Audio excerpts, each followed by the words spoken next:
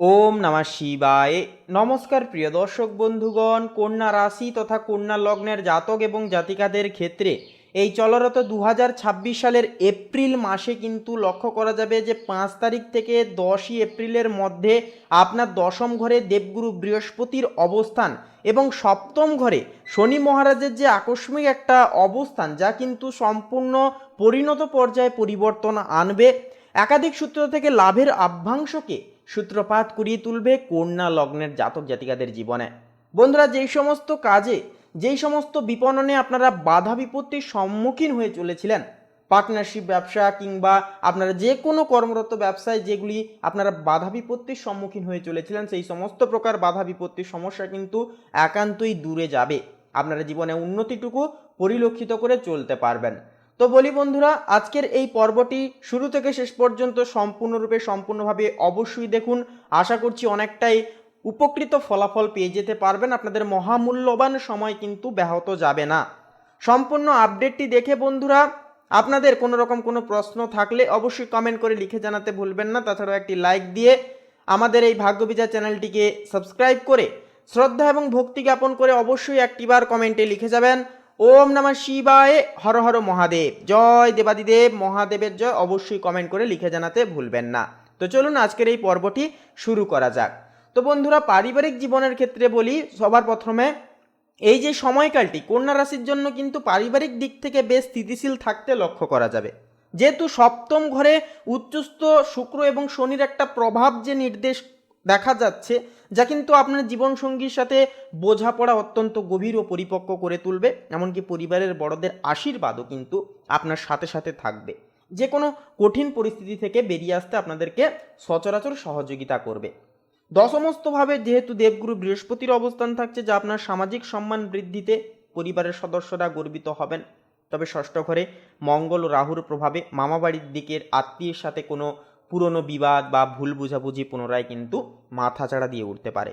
তাই এই সময় ঘরোয়া কোনো বিবাদে মধ্যস্থতা করতে গিয়ে আপনি কিন্তু প্রশংসায়িত অনেকখানি হবেন।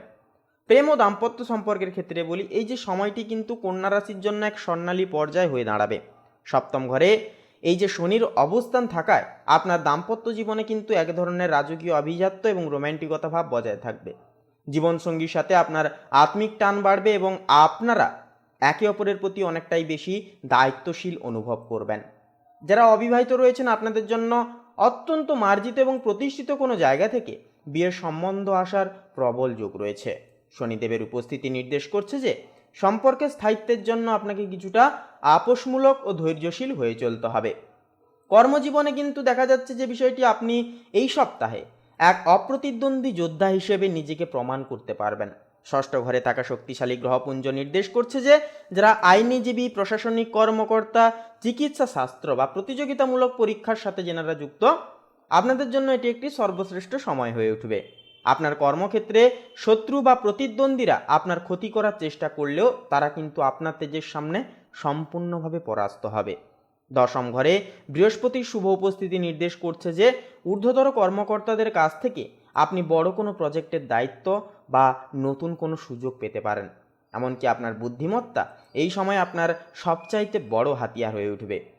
আর্থিক ব্যবস্থাপনার ক্ষেত্রে বলি, এই যে সময়টি কিন্তু কন্যা রাশির জন্য যথেষ্ট পরিমাণ ইতিবাচক। যেই সমস্ত বিষয়গুলি থেকে অর্থ আসা থেকে একটা বাধা বিপত্তি বিপণনের সম্মুখীন হচ্ছিলেন, সেই সমস্ত দিক থেকে কিন্তু একটা ইতিবাচক পরিবর্তন আপনারা জীবনে লক্ষ্য করতে চলেছেন। ষষ্ঠ ঘরে মঙ্গল ও সূর্যের যে অবস্থান থাকবে, যা নির্দেশ করছে পুরনো কোনো ঋণ বা বকেয়া টাকা কিন্তু এই সময় আপনার হাতে আসতে পারে বা আদায় হয়ে যেতে পারে। এছাড়াও আয়ের উৎসগুলো কিন্তু সচল থাকবে অনেকখানি এবং পেশাগত সাফল্যের ফলে আর্থিক প্রাপ্তি অনেকখানি ঘটতে দেখা যাবে। সপ্তমস্ত উচ্চস্থ শুক্রের প্রভাবে ব্যবসায়িক অংশীদারিত্বের মাধ্যমে বড় অঙ্কের মুনাফা পাওয়ার একটা যোগ দেখা যাবে। তবে দ্বাদশ ঘরে কেতুর উপস্থিতির কারণে আধ্যাত্মিক কাজ বা চিকিৎসা বিদ্যার পেছনে কিন্তু কিছুটা অপ্রত্যাশিত ব্যয়ও হয়ে যেতে পারে। তাই বলবো বাজেটের দিকে নজর দিয়ে চলুন। শারীরিক এবং মানসিক স্বাস্থ্যের ক্ষেত্রে কথা বলতে গেলে এই সময় কিন্তু আপনার হজম প্রক্রিয়া এবং কোমরের নিম্নাংশের প্রতি বিশেষ নজর দিয়ে চলতে হবে। ষষ্ঠ ঘরে অগ্নিতত্ত্বের মতো তেজস্বী গ্রহের প্রভাবে রক্তচাপের হেরফের বা পিত্তজনিত সমস্যা একটা ভোগার ঝুঁকি থাকে। এছাড়াও যেনারা পুরনো কোনো রোগে আপনারা ভুগছেন, পুরনো কোনো জটিল সমস্যায় আপনারা ছিলেন, বর্তমান সুস্থ আছেন, আপনাদেরকেও বলবো অবশ্যই এই সময়কালে আপনারা স্বাস্থ্যের দিকে বিশেষভাবে যত্ন নিয়ে চলবেন, খেয়াল রেখে চলবেন, অহেতুকভাবে ছোটোখাটো সমস্যাকে এড়িয়ে যাবেন না। এছাড়াও ডাক্তারি পরামর্শে অবশ্যই চলবেন আপনারা। এছাড়াও বন্ধুরা যে বিষয়টি লক্ষ্য করা যাবে যে দ্বাদস্থভাবে কেতু থাকছে, যার থাকার কারণে ঘুমের সামান্য ব্যাঘাত ঘটতে পারে, ইনসোমিয়ার মতো সমস্যা দেখা যেতে পারে। এই সময় শরীরকে ডিটক্স করা এবং প্রচুর পরিমাণ জল পান করা অত্যাবশ্যকীয়ভাবে জরুরি হবে। এছাড়াও বলবো বন্ধুরা, এই সময়কালের মূল মন্ত্র হবে প্রত্যেক দিন সকালে ঘুম থেকে উঠে আপনারা সার্বজনীন ক্রিয়াগুলো সেরে অবশ্যই স্নানের শেষে অবশ্যই আপনারা সূর্যদেবকে এক ঘট জল নিবেদন করবেন, অর্পণ করবেন, মেডিটেশন করবেন, প্রকৃতির সান্নিধ্যে সময় কাটাবেন। এছাড়াও বলবো প্রত্যেক দিন আপনারা যতটুকু পারবেন গরিব দুঃখী মানুষজনদের সাধ্য অনুসারে দান ধ্যান করবেন, রীতিমতো সকলের সাথে বন্ধুত্ব সুলভ আচরণ বজায় রেখে চলবেন।